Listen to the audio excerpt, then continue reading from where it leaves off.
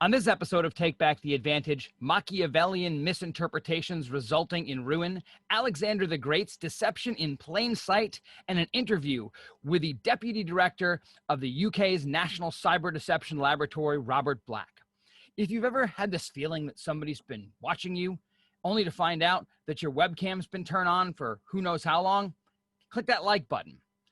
And if you want a steady stream of cyber deception content, make sure you click subscribe.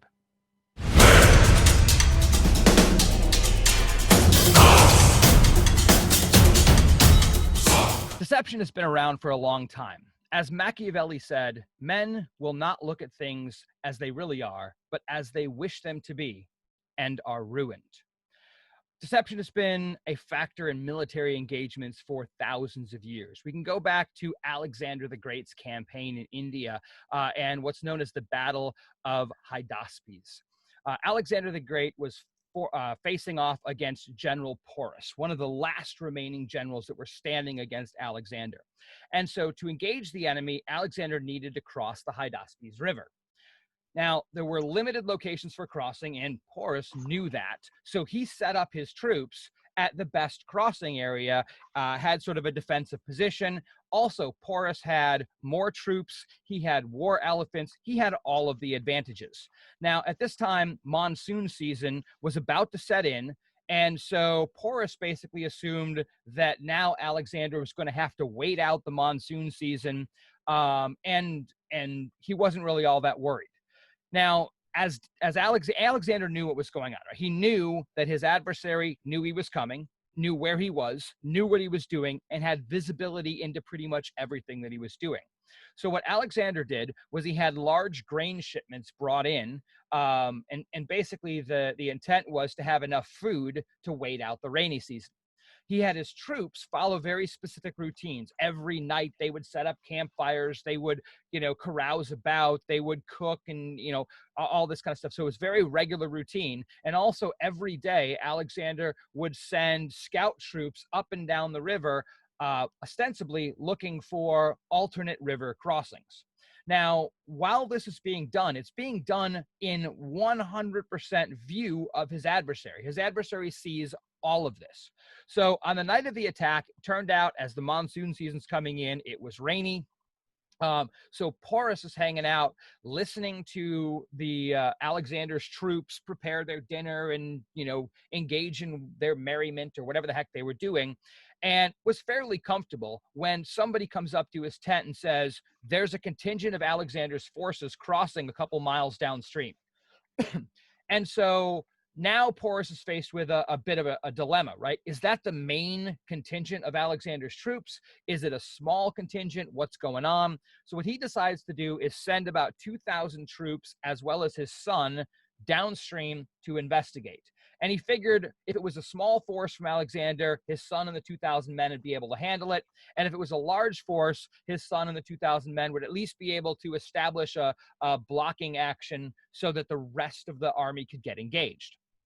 So turns out that Alexander, it was actually a small force, but Alexander's troops were more battle-hardened, more well-trained, and they completely destroyed the 2,000 men. Almost all of them were killed, including Porus's son.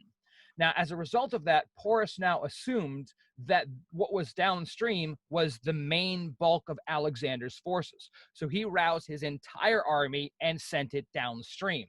Well, it turns out it wasn't the main army. It was a relatively small contingent. So now, while engaging this small contingent, the bulk of Alexander's forces could simply basically walk across the river at the best crossing point. Now they have flanked Porus's troops, and the result of it was Porus lost. Even though he outnumbered Alexander, he had better equipment, a better defensive position. Porus lost over 12,000 men, whereas Alexander lost about 1,000.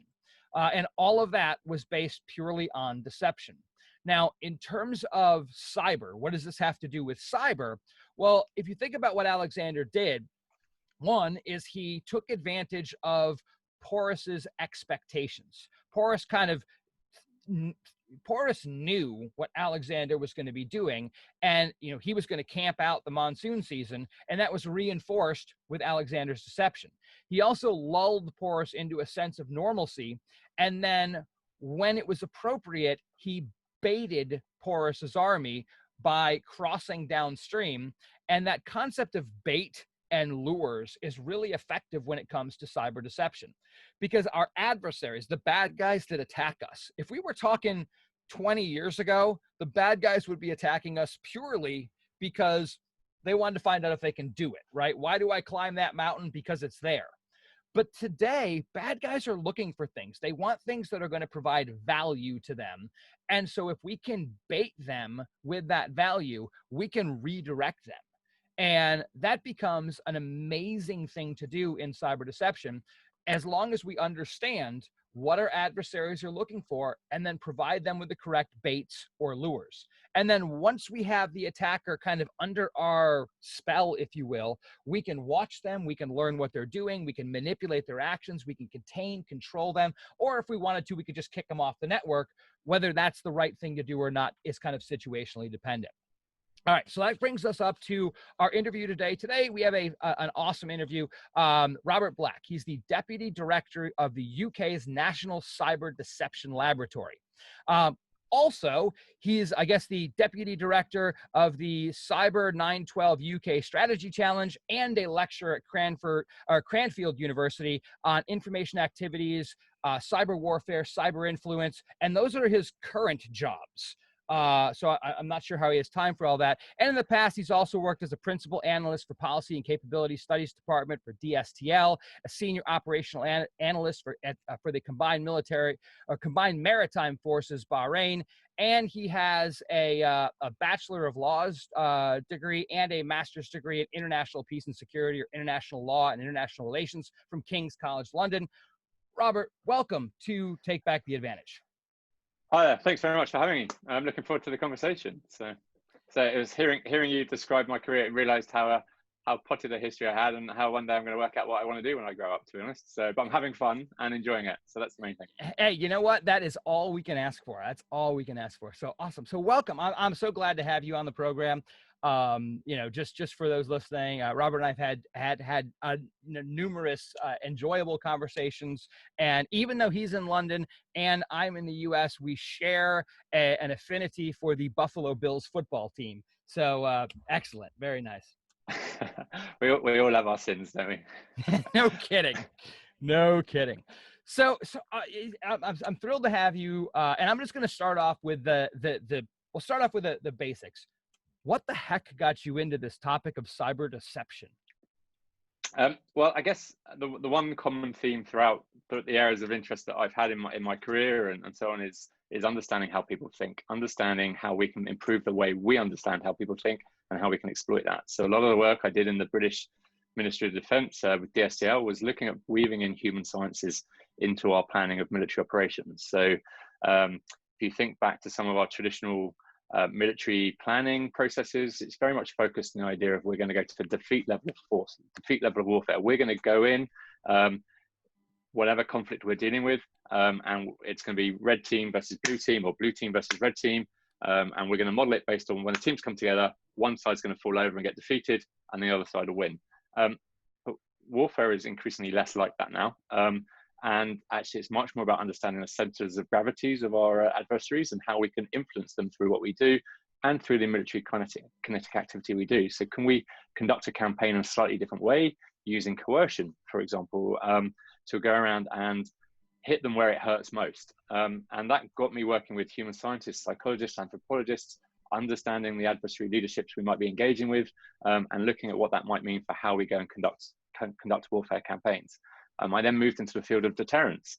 Fascinating topic again. Here we are spending millions or billions of dollars every year on a deterrence capability, a big shiny nuclear missile that no one ever sees. Hopefully no one ever will see. And I guess it's only fair to recognize that we've just passed the anniversary of victory in Japan aspect, or Japan sphere of the World War II, and the anniversary of the Hiroshima and Nagasaki releases of nuclear weapons. The only time we've used them in anger. But again, deterrence works fundamentally before you push the button. The moment you push the button, you actually lose the first initial deterrent effect. So again, here we are with our most strategic, technologically powerful capability, all being about what's going inside the adversary's head. And that was what I was working in. And then I got awoken to this thing called the internet, if I'm honest. Realized I could carry on getting paid for a job that allowed me to play on the internet for a little while. And I spent time working with the UK military and the UK research community supporting the military, looking at how we achieve influence, how we understand influence in cyberspace. So what does an effect look like in cyberspace? How do we manage ourselves when we're dealing with our networks? And repeatedly, it came to me that we were struggling with the fact that we talk a good game in cyberspace. We talk about military concepts of operations. We talk about freedom of maneuver. We talk about cyberspace operations. If you look at the British military doctrine on cyber, we look at the US equivalent. We talk this game, but we don't really necessarily bring the art and the operational art of warfare back into cyber defense in particular and cyber security. And for me, it was an opportunity to really reflect with my students and my colleagues about what does that mean when we're looking at defending our networks, defending cyberspace. And at that point, there was a realization we don't have the physical arm. We don't have the ability to have kinetic effect. You can think of particular examples, Stuxnet being the obvious one, where there is a physical repercussion to a cyber attack. But fundamentally, I think that's the exception to the rule. The kinetic and the physical world in cyberspace is less important than the virtual world and the digital world. And so here we are, we're having an opportunity where our ability to shape the decision-making of the attackers, the decision-making of our adversaries in cyberspace is all down to what we do in the virtual information environment. And at that point, the tools that you have available to you are very much deception and deception alone. Deception becomes the key capability that you have to affect what your adversary thinks, what they understand, and what they're going to do about it. If we can control how they make sense of the world, we can control what they do. And that is very much at the heart of deception for us. So that's how I ended up doing deception. So wait a minute now. All right. So you keep talking about people, right? We're talking about computer security. Shouldn't the answers just be computer based? I mean, if you look at all of the defensive technologies that are out there today, we've taken this approach of technology. What it sounds like you're saying, and of course I'm being somewhat sarcastic here, but you're saying that we should focus on the mind that is attached to the hands that are pushing buttons on a keyboard, as opposed to worrying as much about the bits and bytes. Can we go into, I mean, that sounds like something that is entirely different from how we've ever done security before. And I think we need to flip the perspective we take. I think if we look at the stats, how well are we doing in our technological approach? Pretty poorly, I would argue. So we can carry on doing that. We can carry on doing the balance of investment decisions on which piece of kit should we buy, which bit of technology should work, and I can present it to my board, and my board can sign off. And hey, tech guy, you're doing the right thing. You've saved us a couple of £1 million over there. You brought that system rather than this system. And then we find out the bad guys are still in our networks, and we find out that they've been there a lot longer than we thought. And actually, we're now still dealing with the problem that we should have dealt with a long time ago. And the bad guys actually, let's look at the number of stats. Look at the stats and number of attacks.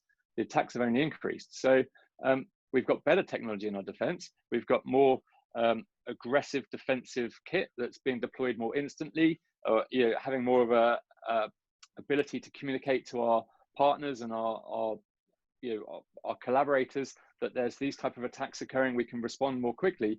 But the adversaries are just evolving further and further and actually having more success. We're seeing ransomware at the moment in the age of 2012 becoming a more commonplace tool being used. And again, that has a huge psychological aspect to it that we're not even beginning to appreciate. And yet we still take a default to a technological perspective. I guess my argument isn't that we need to put psychology first and foremost at the detriment of technology, but we have to wake up to the reality that we are dealing with a integrated human computer setup and system, whether you see it as a bio-digital target, whether you see it as a semi-human, semi-machine target. We're not too far from those Hollywood ideas of the future.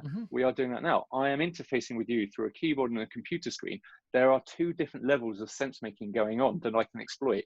My computer is working out what's going on and the network upon which it sits, but also I'm making sense of what's going on as I engage with the system that I'm using. So they are two different avenues that we can use. And even if you think of scenarios where we don't have the humans directly involved, if you think about algorithms and machine learning and automated responses, all of those are pre-coded, pre-decided by humans. We're not at a stage yet, even if you think of some of the advanced machine learning techniques where they are creating rules and learning by themselves without an initial human input.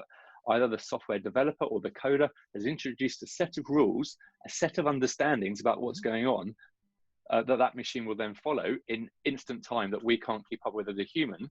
But they are still fundamentally bounded by the limitations of the human ability to make sense of what's going on. And if A happens, do B. If C happens, do D. So we can exploit that, and we need to be able to use that in our understanding of our adversary. The military, their definition of adversary is usually capability, will, and understanding. So actually, in that sense, you've got 3 dimensions you need to be focusing on. And all of our approach to information assurance, cybersecurity has fundamentally been at best about capability. What are their TTPs? What kit are they using? What are their approaches? What are their indicators? Okay, at that point, we'll put up our barrier, we'll block that. But what are they thinking? How are they responding? What can we do to change that? How can we manipulate that? How can we get them to double guess themselves? How can we get them to think about what they're doing in a different way? How can we get them to decide to allocate resources over there and not allocate resources over here, as we saw with your example from Alexander the Great? How do we get to play inside their heads? Because they're there all the time, and yet we continuously default to a technological answer and a technologically bounded solution that doesn't necessarily weave in the power of the manipulation of their understanding of what's going on.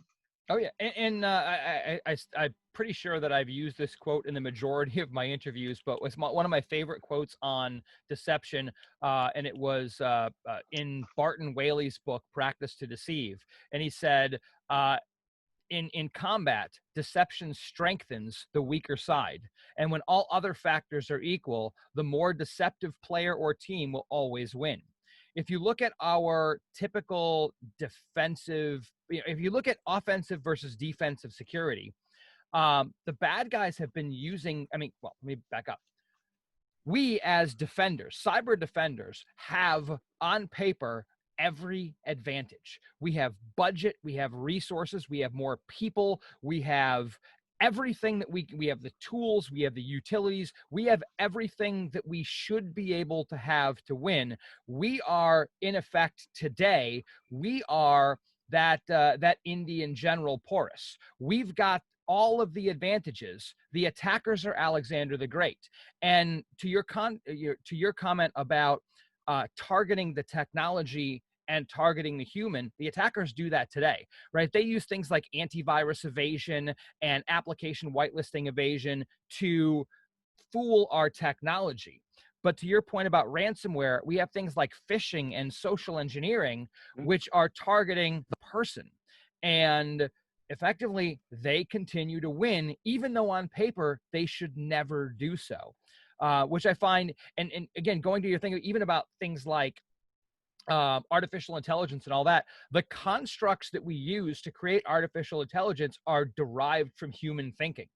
I don't remember the reports, but I remember, I forget if it was a Google thing or whatever, but some big company developed some AIs, and the AI created its own language.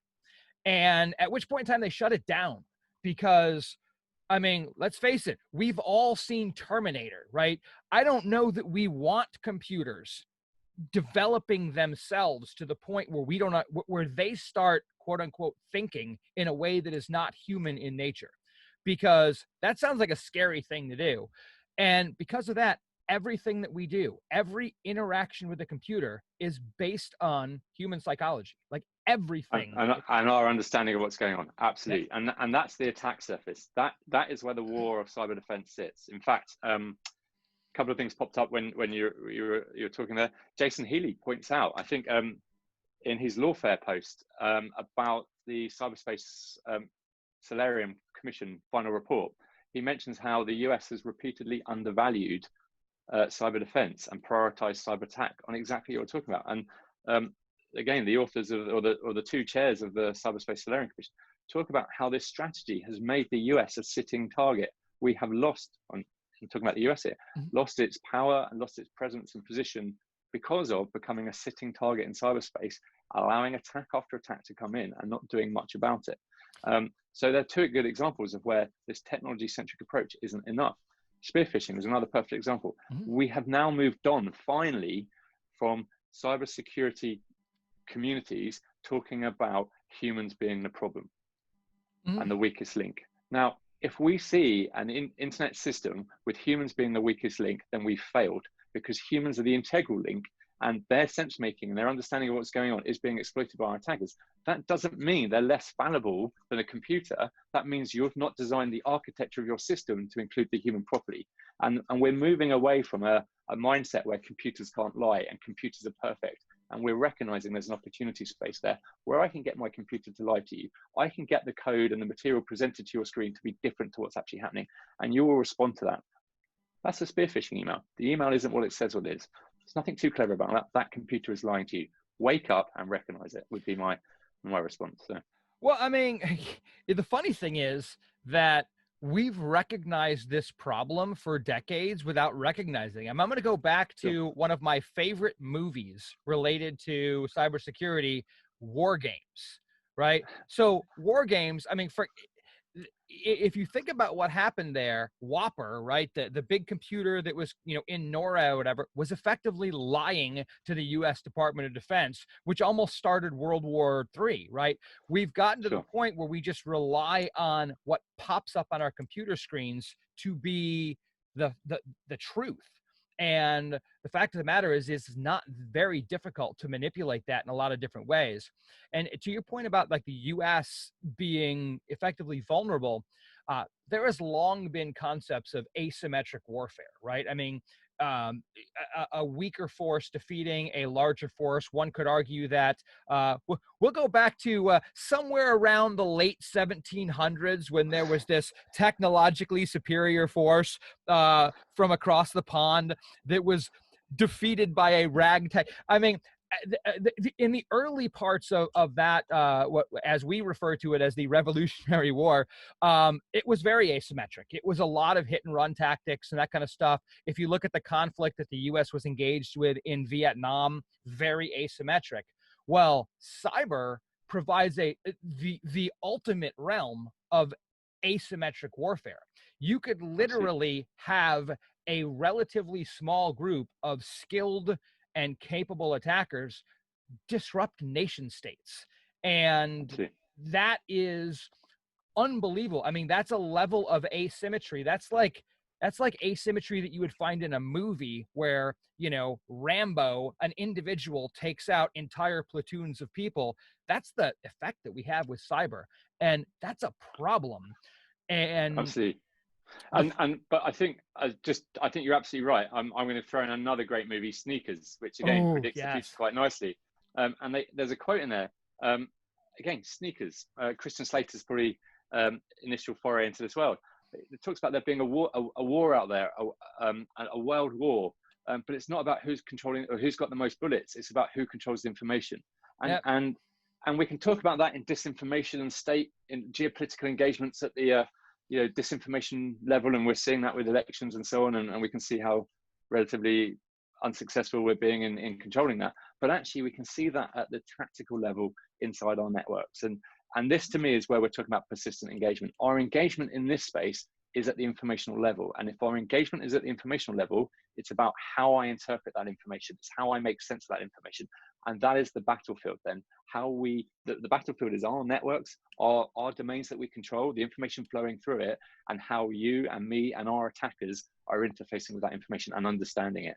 And that is the real potential. And that's the same as Porus in your Alexander the Great. He had a set of assumptions from what he saw going on that was exploited by Alexander the Great. You can think of similar examples in the US Civil War, World War II, in any conflict you name, where we use deception effectively to make the adversary, usually the attacker, but the defender as well, to make the adversary make erroneous judgments about what was occurring.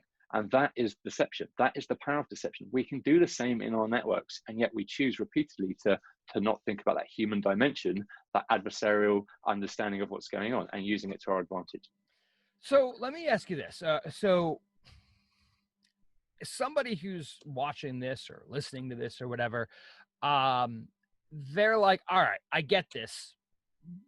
What can I do to get better at this? Like, this is not, I mean, we're kind of getting to the point where we're talking, this is not purely a technological problem, right? There are aspects of deception where you can go out and buy a product and deploy it and get remarkably amazing benefits, right?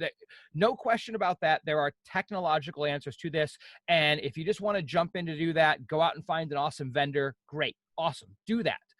But that's not the extent to where deception can go. And so if somebody is interested in this, what would you recommend that they start doing? Maybe topics to research or things to get involved in order to think deceptively? Oh, nice, easy question there. Do you know what? I think the question is, which bits would I pick first? I think what we're talking about is that we need to do some really, or I would encourage people to really think about how they make decisions, or how people make decisions. So any work you can look at understanding or using a common taxonomy with your colleagues as to how an attacker might make a decision, or even how a defender might make a decision, but a common framework that you can use. That will go steps in, or significant steps in understanding what you want them to do as a result. And actually, at that point, you can start having genuine conversations about how you're going to use the tools and technologies that you've got available to you. Too often, I have conversations with people interested in deception technology that just want to compare product A versus product B. And when I ask them what they're comparing it for, they don't know. And it will come down to cost, bandwidth, and everything else apart from the key issue, which is performance. And what is performance about? Performance is in achieving the job we want it to do. And what is it? What is the question they don't know? Is what is the job I want that tech to do? What is the behavior I want the bad guy to do? There's some fascinating research out in the US at the moment. Well, a couple of examples. There's some work by Ferguson Water looking at some of the indicators of pen testers who are being used as pretend attackers, and they ran some experiments with these pen testers where they told them that there was, well, they gave them a system to attack without any knowledge whether there was deception assets there, and they recorded their data and how well they did, how well they didn't, but they also recorded some of the conversations they had. They then gave them a series of other tests where they dropped deliberately information that there might be some deceptive assets in play here, and then they monitored their performance again, and then they did a little bit more with this experiment and got them to another level. And it was really interesting capturing the conversations and the reflections that these pen testers had after the event, as well as their performance metrics in, did they achieve their objective? What did they pursue? And what's really interesting there is you're seeing research now focusing on capturing the understanding and the conversation that the attackers are now having. And I think that would be where I would focus a lot of the initial work. We use a company, Artifice, that do a lot of training in the UK with respect to thinking about how people make decisions and how that can be exploited. Again, giving a common framework, a common understanding for what you're trying to achieve when you're conducting your activity or your defense or your attack. So for us, it's a real, for me, it's about having that first initial common language that you can interface with each other first to explore and then describe what you want to be able to do. And then you can think about the technology and bring that in. So a lot to unpack there. So first of all, what you were supposed to say is what they should be doing is waiting for the upcoming cyber deception class from SANS that Kevin Fiskus is putting together. But there is that. There are other cyber deception training events that being neutral and impartial in the National Cyber Deception Lab, I have to say. But absolutely.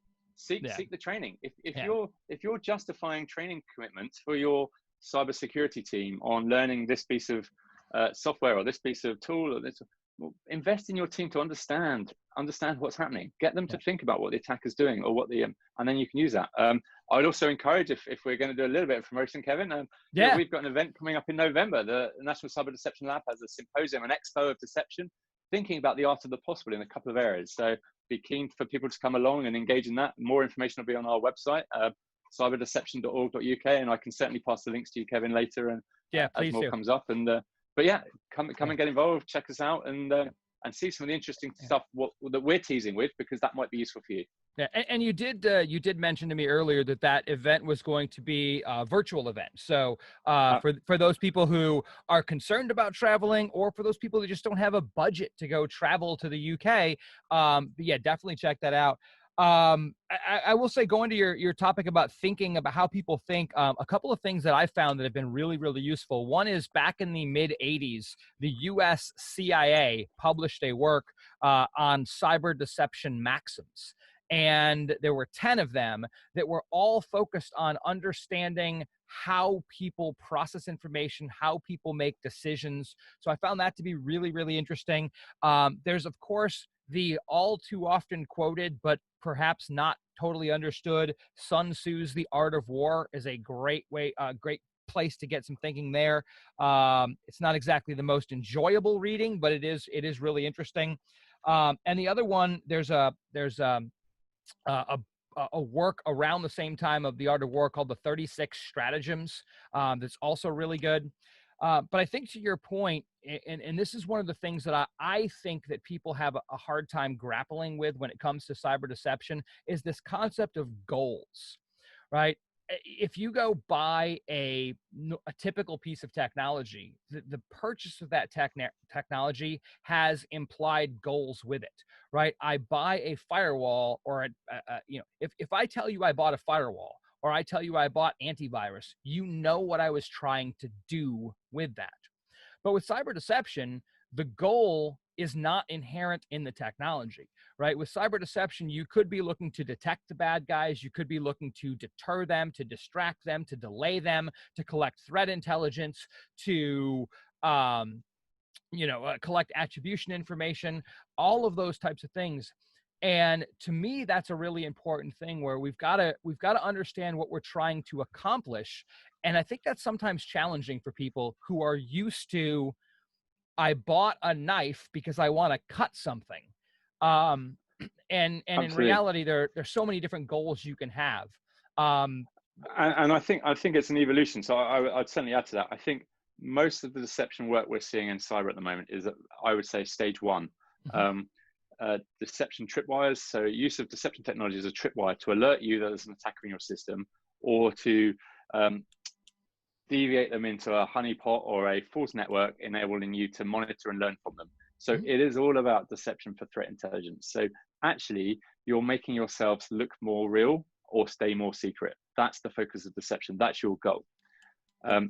If the bad guy notices you, or notices that you're a fake asset, then you failed. So your goal is about staying secret. Now, that's a perfectly legitimate use of deception. The avoidance of the adversary making sense that you're not real or not as it seems, and then changing their behavior accordingly. Mm-hmm. But I think this is probably step one. It's a small percentage of the real opportunity space that deception provides. And for me, the opportunity we can move into that space is only so exciting, and will create so much more opportunity to be more proactive and aggressive in our defense of our networks. At this point, you're having intimate engagements in your networks. You're having a layered defense of a series of different deceptive assets that might be happening before they even enter into our network. It might be as simple as having a sign up on your network saying, "We use deception inside our networks. Come in if you think you're hard enough," type comment. Because then the bad guys are expecting it. And if you think of Richard Hoyer's on the psychology of intelligence analysis, and one of the big foundational thinkers in intelligence understanding, he talks about this paradox of deception. When people expect deception, the deceptive technology or the deceptive ruses can even be more effective. It's not a case of, because it's being expected, it then won't work. It can be more effective because people are looking for it, and their assumptions about what's going on. Wow, there's a deception over here. I better go and investigate over here because it's definitely going to be fake, and I need to make sure it's real. And so you actually end up spending resources trying to double check something when it's actually real. It's just really poorly put together because you think it's fake. And so the potential is so much greater when we move into this space of adversarial engagement rather than just hiding and showing for threat intelligence. And when we're in that deception for behavior change, the scope, the potential is massive. None of our conversations at the moment are talking about making you nervous, making you excited. every good film you watch, and if it's a Hollywood horror, every good film you watch, every computer game you play, you will have moments. I remember some really early on games in my computer gaming career, and I'm certainly no gaming pro, where I was freaked out playing whatever, alone in the dark or something like that, an early stage game. You were freaked out not knowing what was behind the door in the game that you were playing. You were scared when someone came up behind you in the game. There's no one behind me. I'm playing on a keyboard. So how do I have that effect when I've got an attacker in my network? Everything we talk about in terms of incident response, dealing with attackers in our networks, is very much a static, bad guys come in, bad guys compromise the network, and then we'll do what we can to tidy up afterwards. No, let's look at these intimate engagements, these fisticuffs inside our networks. Let's look at what it looks like. Let's get our SOC operators to be focusing on dealing with a bad guy there and then, making the bad guy jump out of their skin in their operational activity. How do we do that? Let's look at this. I think there's some great examples of what we could do, and that we're teasing these out, and we need to get them to the point of maturity, a capability that's mature enough to be deployed. There is so much potential we could be doing. One of the things I oftentimes hear people using a term active defense almost synonymously or in parallel with deception. And I think that it's a great buzzword, and that a lot of people use it in a lot of different ways. But to me, the pinnacle of where we can be in active defense is human beings are involved in the defense. In other words, active defense isn't setting up a piece of technology that automatically does something. It is, I think of it like this. In the physical world, we support active defense all the time. We alarm our houses, but the alarms aren't the deal. It's the fact that law enforcement is notified and is going to show up. Or if somebody breaks into our house, and of course in the U.S., every single person in the U.S. has 157 firearms. So, if somebody breaks into our house, we actively respond. We don't rely on the static controls, the door locks and that kind of stuff, because we know that those things can be circumvented. In the world of computers, I think that the pinnacle ends up being this concept of active defense, of actively engaging the attacker, of having a human on one side of a keyboard interfacing with a human on another side of a keyboard somewhere else. And until we get to that point, the human always wins against technology eventually. Now, the problem with true active defense, going back to a point you made earlier, is if it takes us nearly 7 months to detect a bad guy on our network, then there's no active defense capacity. We've got to have that high fidelity, low noise ability to detect people. So to your point, that sort of level 1 or phase 1 of cyber deception where we are today, I think is super critical. We have to have that high fidelity, low noise detection capability that also generates decent amounts of threat intelligence. But once we get there, that's when the magic starts happening. That's when things go crazy. And forgive me if I imply stage 1 wasn't anywhere near as was an easy challenge. Not Absolutely, at all. that needs to be done. But and actually, you can create those stages in slightly different ways. So again, activity in a network. We talk about bad guys generically in cyberspace. We talk about APTs and attackers generically. We don't qualify anymore. We're looking at whether they're doing it for monetary gain, for disinformation gain, or for acquiring the crown jewels and running away, or disruption effect. But we don't really distinguish our attackers any more than that. And we also don't talk about our networks any more than the network. But actually, the average user doesn't have access to all areas of the network. And it's pretty obvious with some users when they're in parts of the networks they shouldn't be in. Mm-hmm. It's pretty obvious. So at that stage, you don't need a huge or hugely complex detection capability to know that they're in a place they shouldn't be. And if you've got your tripwires working, which is a great asset to have, why wouldn't you pre-deploy deceptive assets in the place there so that as they're in those areas they shouldn't be, you can use that to weed them out or interface with them in slightly different ways? So for me, it's a no-brainer. Why wouldn't you be doing step 1 and 2 and 3 just to move into the space? And I think too easy. If we go back to your burglary example, it's a great burglary example. Most people don't like their house being burgled. The reason they don't like their house being burgled isn't because of the financial loss that incurs. Mm-hmm. It's because of the emotional invasion of their domain, their territory. Mhm. You know, the Englishman's home is his castle. If you come into my home, you are violating my property, you are stealing my goods. But actually, the cost benefit analysis, probably the best answer is just to let them come in and take what they want. I'll replace the TV, I'll replace the gold ring that gets stolen and everything else, and then I'll carry on as normal. But that doesn't work like that. We've been violated. We've had an emotional response. The Mm-hmm. problem is when we move into networks in our cyber domain, we forget about that. We take a completely, at best, commercial balance of investment decision. That's the wrong space to be in. A lot of these organizations that are having to make difficult decisions, and I'm not underestimating how difficult these are in terms of what kits you procure and buy, cannot afford to lose information or be compromised. Certainly with our military stakeholders cannot afford to be compromised. If they have military or military systems that have got data or mission critical, or they have military capabilities, or, you know, you can imagine the new fast jet capability, rather than certain nation states going in and stealing the information so they can redesign their capability in the future, going in, disrupting it so that when we come to use it in anger against them, all of a sudden the plane doesn't take off. You know, we cannot afford as a fighting force to have those capabilities being compromised, or even worse, have the doubt in our minds that they might be compromised. So again, it comes into our heads. So what are we doing in the same way with our attackers? Because actually, we cannot afford to have them being compromised or have our networks compromised. We cannot afford to dwell time on our network at all. Now, that's almost an impossible target to have. But how about, in defense of our target, our critical networks, our critical capabilities, we have a series of layered defenses postures that means even if we are compromised, even if the adversary has made it through that perimeter defense that we've invested all that money in, we have a series of mind fucks, for want of a better word, that means the adversary doesn't trust the ground he is standing on, doesn't know which way is up in the network. The US, you mentioned the CIA cyber maxims a few years ago. The CIA did some fantastic counterintelligence operations against the Soviets, where they fed back compromised data into to the Soviet hands. The Soviets had no way of working out the value of that data until they used it and found out that stuff didn't work. In fact, the famous pipeline explosion in Siberia that was visible from space, the biggest explosion noticed by man, was as a result of an effective cognitive payload. Think of it like that. The attackers couldn't question it. And now, next time they went in and tried to steal something, they're going to be going, is this real? Is it accurate? Can I afford to use it? We've got that luxury in cyberspace. And it was actually in that case, it was actually retroactive as well, because the Soviets had engaged in a large campaign of basically technology theft as well as technology acquisition.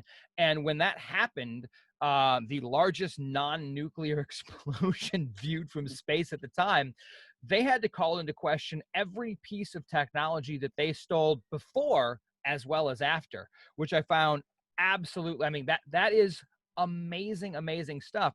At one point that you brought up, I think is super. But I was going to say, isn't that? But you know, what are we doing to all of the APTs that are in our network stealing stuff at the moment? What are we doing to make them question what they're stealing? Very little, by the sounds of it. And obviously, I don't know any of the classified activities that might or might not be going on, so I'm not. But what is the average commercial organization doing to undermine their faith in the data that might be being stolen from the network? This is the space we need to get into. Effectively, most defensive security postures involve what I refer to as swatting the mosquito. We detect a bad guy on our network. Our reaction is to kick them off our network. That's what we do, and that's in large part it. You had brought up the kind of concept of that emotional aspect of somebody violated my space. And I honestly think that a lot of commercial organizations view cyber attacks the same way they view shoplifting, right? So if you're a retail organization, you know that there's going to be some shoplifting, and you account for that. You just basically say, well, we're going to have a certain amount of loss associated with shoplifting, and that is a cost of doing business. And the problem with that is that there are physical limits to the amount of loss you can have for shoplifting. I was just looking at the 2020 Ponemon Institute cost of a data breach study that I just pulled up. The average cost of a data breach today is $3.86 million for one data breach. And according to this, it also takes 280 days to detect and contain that. I think that there's a problem of mindset. I think there's this aspect of, we understand that cybersecurity is important, but we view it as this, cost of doing business loss, when in reality, the impact, there are not physical limitations to the theoretical impact of a cybersecurity breach. So you can't say, all right, we're just going to accept some shoplifting. We've got to treat this more seriously, because the impacts just can skyrocket. Absolutely. And I think it's really interesting. I think 2 points I'd pick up there. That we've seen some examples where certain organizations have been compromised by a breach, and that's been it for them. So I think the famous HP Gary attack, where within a few days they were exposed or compromised, exposed, game over, basically. Done. I think what's really interesting is if you look at the more recent ransomware attacks, Blackboard and Garmin, for example, where they've had to make some really difficult decisions. It's really interesting to see how the consumers and the customers are going to respond to that, because is it a feeling in society, or it's just another attack? It's not really affecting me. My data's probably already out there. I don't mind. Or are people making decisions? I'm not investing in this kit anymore because I don't have confidence in them as a supplier. And I think we need to change the narrative of cyber in our national cybersecurity strategies beyond just investing in tech. We need to be thinking in the same way as we've done with the COVID-19 pandemic. We need to be thinking about compromises to our liberties. And that's going to be an interesting challenge. So how do individuals in the population understand that it might be the case that your data has been stolen and violated in different ways? How does a CNI, critical national infrastructure, operate in a compromised way and still provide a level of service that's expected? At the moment, it's on a very much a traditional information assurance, shoplifting mindset, is that we'll absorb some impact, we'll carry on, and we'll continue to deliver the service. Well, I think we're going to have to make some very different decisions in the future with regards to this, where we're actually going to be thinking about what we can afford to be compromised and what we can't afford to be compromised, and what that might mean.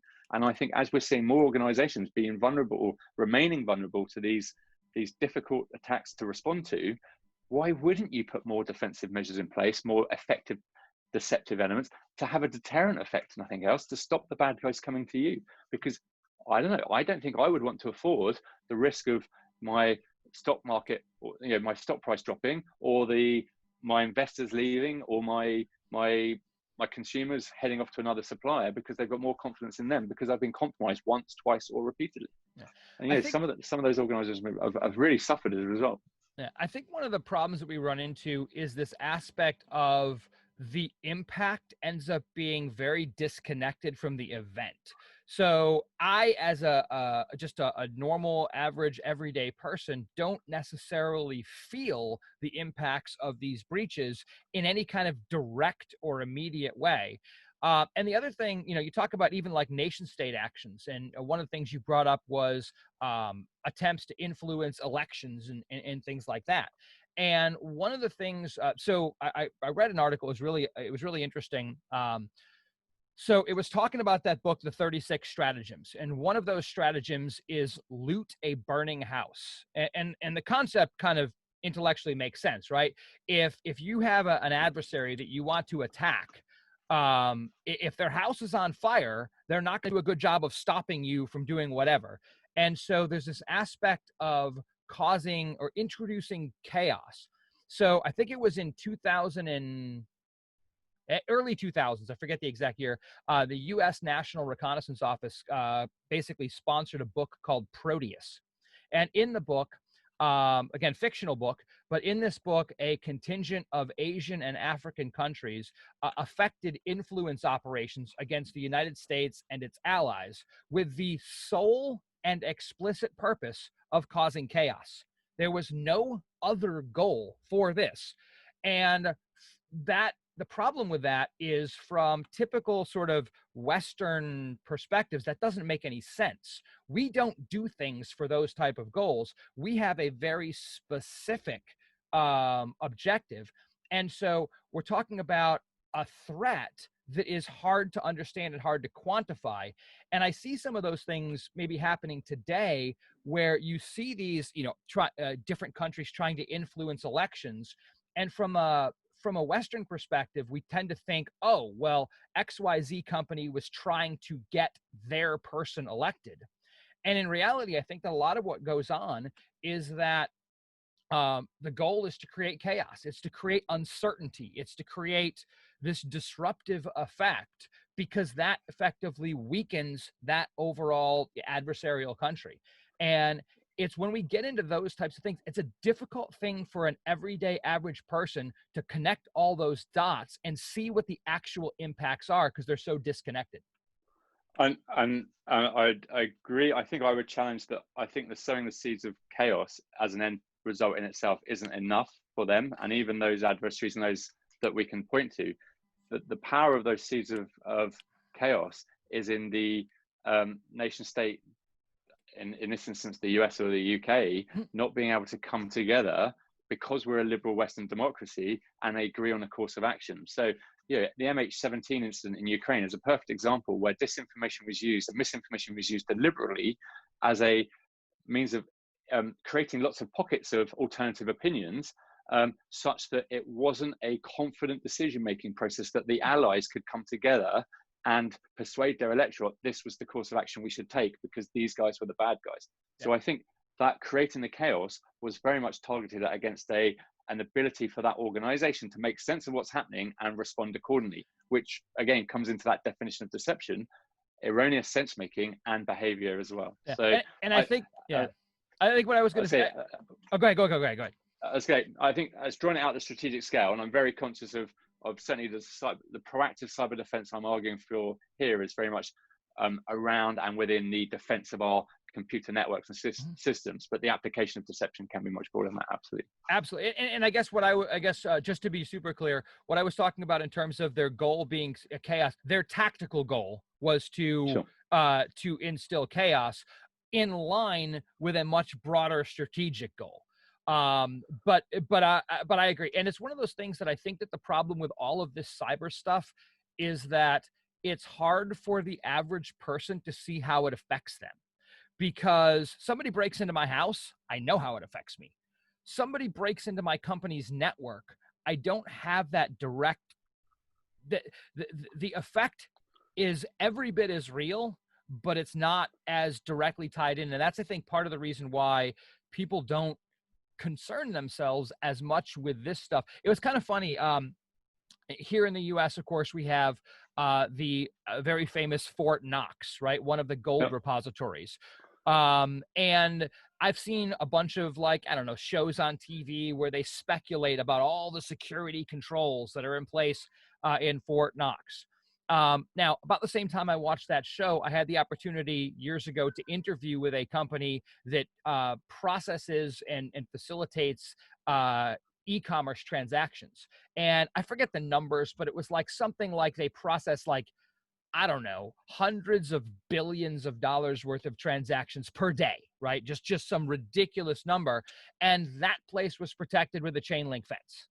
And you're just like, wait a minute. Like, if I'm a bad guy, first of all, how am I going to go and, if I could break into Fort Knox, how am I going to steal gold, right? It's ridiculously heavy. It is incredibly dense. It's not transportable in any kind of large enough quantities to make breaking into Fort Knox worthwhile. But if I can break into that company that processes hundreds of billion dollars of transactions per day across a wire from anywhere on the planet, I can potentially accomplish a much greater objective. I can make a whole lot more money, and yet the controls that are in place aren't even anywhere near in line. We have this perception that physical stuff is real to us. Cyber stuff is not. And I think realistically, it's more tangible, quite literally. That's why. But I think this comes back to where our nations are grappling with regards to their strategies. We're in an information age. Yeah. What does that mean? Well, we're in an interconnected society. Technological systems are driving how humans interact, how humans operate, how they interface with each other. And it's revisiting a lot of our assumptions about how governments can govern, how the relationship between state and individual. But fundamentally, it has moved the world, I would argue, from a 2D world, a physical world with a cognitive space and an overlap there, into a 3D world where you've got the physical world, the virtual world, which is built on the physical. The virtual world is a man-made artificial environment that is completely built there, which can also interface into my cognitive space. You can interact with me, Kevin, even though you're in the States, and you can shape my understanding of what's going on and my behavior without having any limits placed on you by the laws of physics. Now, yes, you've got the limits of the laws of physics and data flowing through the cables and satellite signals and whatever else we might be using, but actually you can reach out through the internet and shape my understanding of what's going on. And we don't recognize, I don't think we fully grasp, and I certainly don't think it's an easy thing to grasp, and governments are grappling with what that means. I would argue that the virtual world is not only competing with, but on more often than not, dominating the physical world for control of our cognitive resources. Mm-hmm. Kids playing computer games or people playing computer games, you are in that computer game as much as you are in the real world. People using cell phones, walking down the street on cell phones. There was a great study in the use of Pokemon Go, or the game playing. Remember Pokemon Go, that augmented reality game? They did a piece of work, and I forget the organization that did it, looking at the amount of damage caused in one county of people walking into things, car accidents being occurred, and so on. And they extrapolated that data out. And I kid you not, if you extrapolated it out to the whole of the US, I'm just trying to get the figures up, the whole of the US, if you looked at the damage caused by people having accidents due to Pokemon Go, the damage would be somewhere between the difference of $2 billion and $7 billion. That's just by people not being conscious of what's going on in the physical world and being distracted by the virtual world. Yeah. So the real world we exist in now is this integrated reality of both physical and virtual. The problem is we take our physical assumptions and apply it in the virtual world, and we really need to revisit those. I think you just kind of solidified an interesting thought. So everybody talks about critical infrastructure and the three-legged stool of communications. What is it? Communications, finance, and I forget what the other one is. But the point is, we now have a three-legged stool that involves physical, cyber or virtual, and cognitive, right? When we're talking about attackers or defenders, you can attack the technology, the virtual, you can attack the physical, or you can attack the cognitive, or you can, and you have to defend those as well. And I think that we do a pretty decent job of protecting physical, even when it comes to IT. Like, there are some limits and all that kind of stuff. And a lot of our focus has been on protecting the cyber aspect of it. But, and this is kind of where this whole conversation has been, this entire discussion, is that what we have completely forgotten about is the cognitive aspect of that. And the fact of the matter is, if we defend the physical and we defend the cyber, but we don't account for the cognitive aspect, that three-legged stool falls over. And so I think that and how do we do the cognitive aspect? This is entirely the space of cyber deception. And I think you know, if I'm going to be honest, this is traditional warfare. This is politics by other means. This is Clausewitz from 1700s talking about the achievement of political objectives, which is the adversary doing something, or a political component doing something that you want them to do. So we're in this space, and actually, I'll give them credit. The British Defence Doctrine for the Cyber Primer, and even the US talk about these three dimensions of the information environment: the physical, the virtual, and the cognitive. I think the problem is these dimensions are so significant that we are easily distracted by the tangible boundedness of the physical world. We know how the physical world works. We've lived in it. We've operated in it. We conduct warfare in the traditional way. We have Geneva Conventions about what we can and can't do. We know what amount of force is equivalent. You know, it's our comfortable space because we know how to operate. We know what the rules are. We then move into cyberspace, and the first thing we do in cyberspace is go, okay, this looks like it could be war. It feels like we're at war. People are attacking and defending us. We're going to use the language, but what we're going to do is compare it against physical actions. So the Tallinn Manual, the original Tallinn Manual, Rule 11, a cyber operation will be equivalent to a military kinetic operation when it reaches that level of equivalence in terms of damage and harm done. No, it's actually the other way around. It's about understanding the effect on the decision-making and the cognitive space. Physical activity might well cause damage and harm, but the real focus of that is to affect the decision-making and the behavior of our bad guys or the adversaries, and the same as that virtual space. You have to think about those three dimensions together. And if you really think about it, it's kind of a big deal, because if you think about it, even in the world of cybersecurity practitioners, typical IT security folks, they isolate or they consider physical security and cybersecurity. Those are two disciplines that are sort of separate but equal in many respects. And today, a lot of the thought of cyber deception is that it is a subset of the information security platform. In other words, it sits within or as a little component of traditional IT security, when conceptually, as we're talking about now, cyber deception and deception in general is an entirely separate but equal discipline. We're not talking about a component of IT security. We're talking about a separate but equal leg of that stool that we should be thinking about, just like we separate but relate physical security and cybersecurity. We should be separating and relating the cognitive aspects involved in deception, and deception can play a role to affect physical as it can. So all of them can affect each other interdependently, but it's that big of a deal. And I don't think a lot of people look at deception as being, they look at it being as a subset, not an addition to traditional security views. And again, as far as I'm concerned, this might not be as sexy as an answer as you want, but for me, deception is about getting the bad guy to do what you want them to do, or do something that's more favorable to you.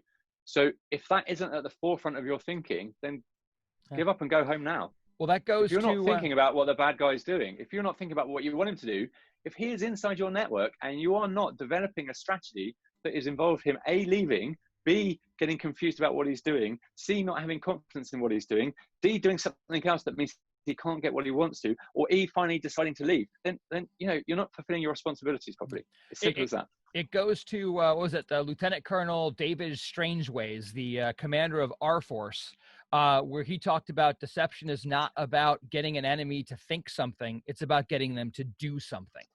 And I think that's a huge piece of it, and it really just it highlights how important. And it's one of those things that when I first got involved in deception, I didn't understand it. Like I was like, what the heck is this? What are we talking about here? Because I was trying to wrap my head around it in the context of traditional IT security, and eventually I was like, oh, I finally see what we're trying to do here.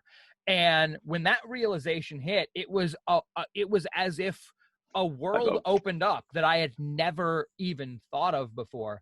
And it really is one of those things that it will change the world that we live in when we do this, because implementing deception around these security concepts, whether it's nation states or some company's network, I believe that when we do that, it will be as fundamental of a change as the introduction of the internet to our world. I mean, we're talking about that level of change, which I think is phenomenal.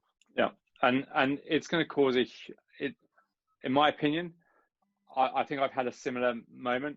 It will cause us to reconsider how we design our networks. It will cause us to revisit every fundamental assumption about how we do business in terms of cybersecurity. And it's going to have that much potential. We're going to have a much more creative deployment of cyber defenses. We're going to be waking up to the reality that if the bad guys aren't already in our networks, they're going to be there soon. And we need to be engaging them regularly. We need to be having those, SOC operators are our front line. SOC operators should not just be clicking buttons and forgetting about things and running through it. SOC operators need to be the martial arts experts, the gurus of frontline cyber defense. And at the moment, they're not being treated like that. So what is it we can give them to empower them to get into those intimate fights in our networks? And I think your point I'd also pick up on is about, and I hadn't heard the quote from Strangeways, but Thaddeus Holt picks up on it in The Deceivers about some World War II operations. Then there was an Allied operation in in Eritrea, and the whole operation was designed to get the Italians to move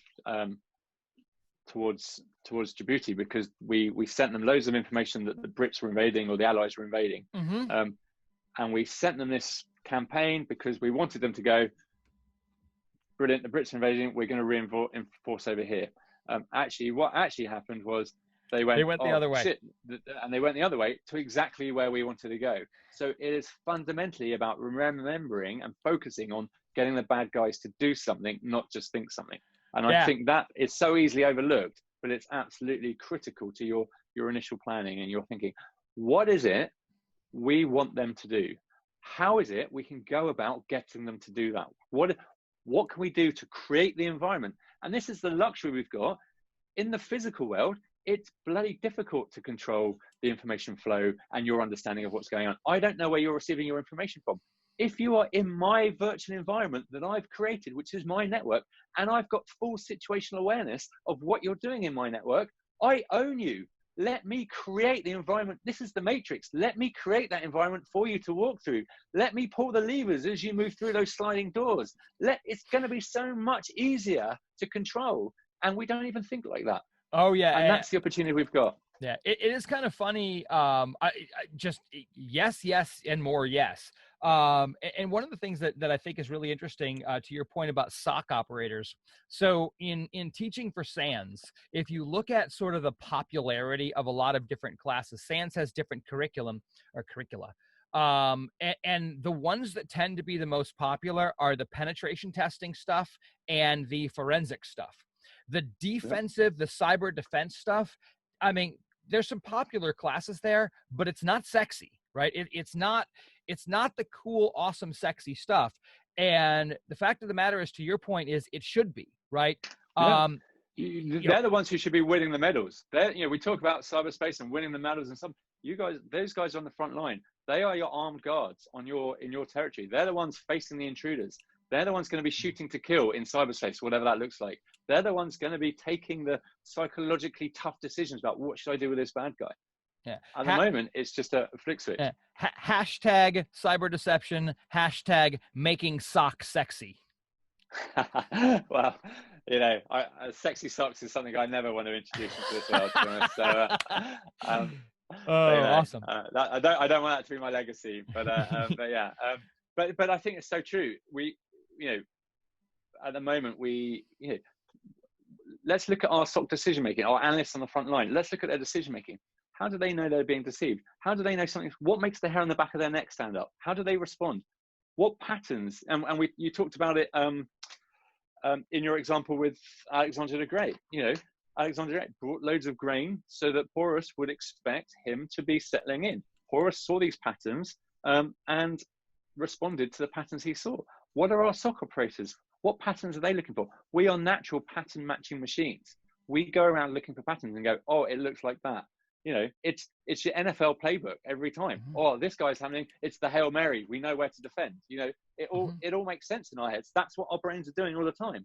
Deception is the ability to exploit that pattern matching. So, and we can exploit it in two ways. We can disrupt it, or we can lead someone to think that pattern's occurring when it's not. And all of this is about using our powers in an environment that we own to break up those patterns. And we can make sure our operators aren't doing the same thing every time, because then the bad guys know exactly how to weave around and not get detected. And it's about facilitating a response to a pattern that we might want them to do, and therefore we lead them down that route. That's what I mean by creating the environment for them. We can lead them by the node so much more easily in cyberspace. And the same is true with our attackers.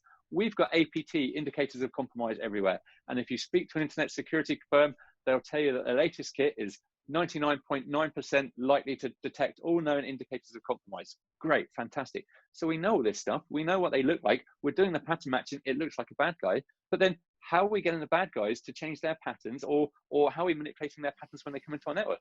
Could we deploy indicators of compromise on our networks already of a big, scary APT that we know gets really annoyed with small APTs dirtying their patch, because we all know APTs like how they do what they do and they like to remain secret. They don't want someone being loud and noisy coming in. So could we have an aggressive APT coming into a network, being or appearingly to be pre-deployed on our network, we are already owned when this smaller APT comes in and goes, oh shit, I don't want to tread here. I'm going to get my arse whooped. In which case, you're changing that APT's mind very quickly. And we're seeing some interesting incidents of that possibly coming out, so why not use that to our advantage?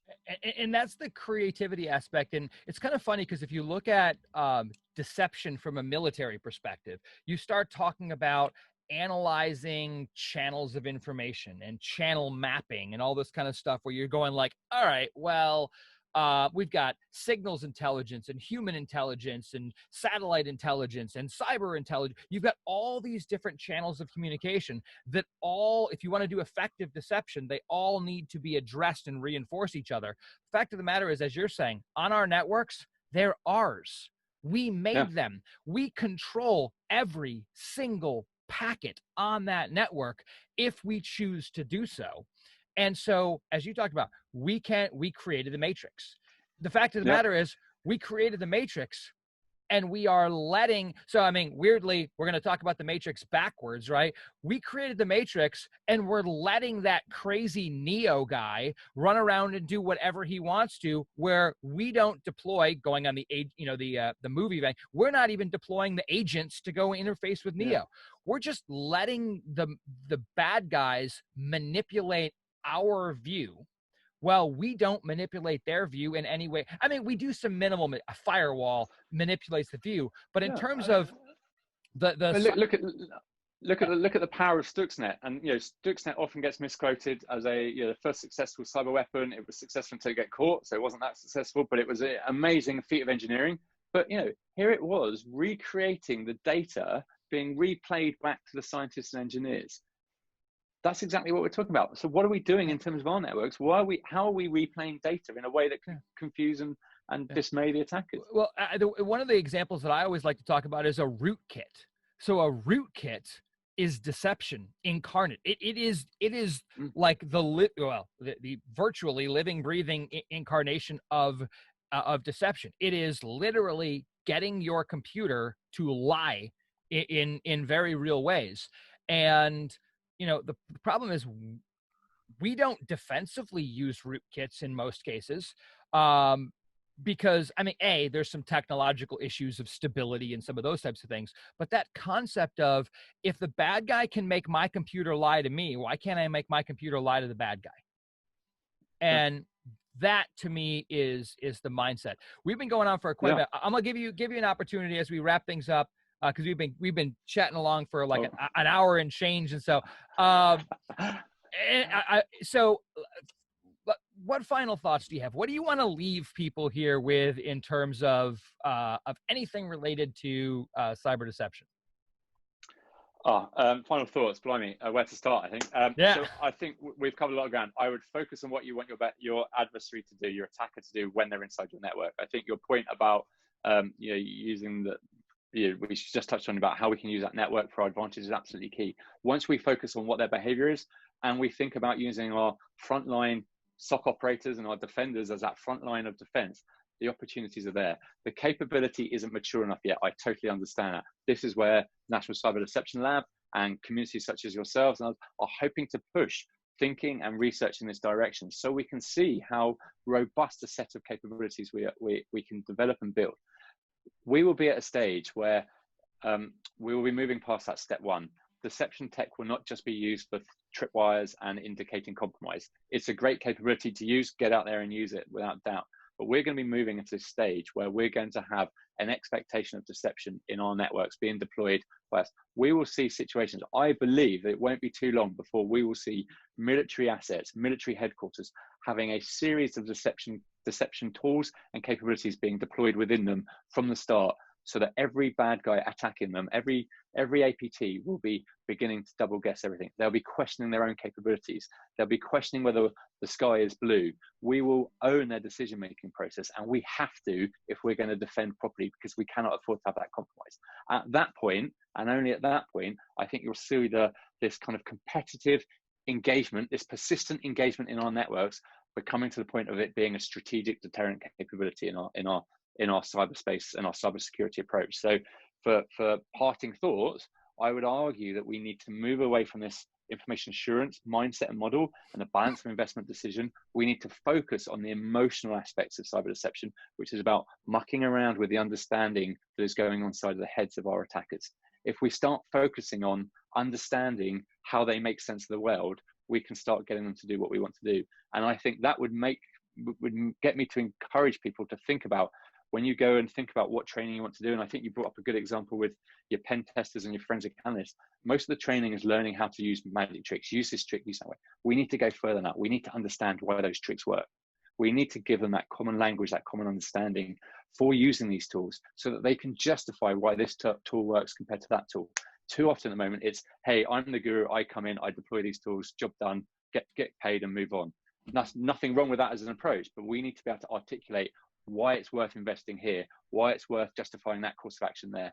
And that means a better understanding of deception, better understanding of behavior and sense making that supports those deceptions. So when we're in that space, when we're in that environment, we are going to have, I would see, a novel, regular, creative space where deceptive kit will be being deployed regularly, often, and throughout the systems that we're using. So I guess for me, it's really exciting.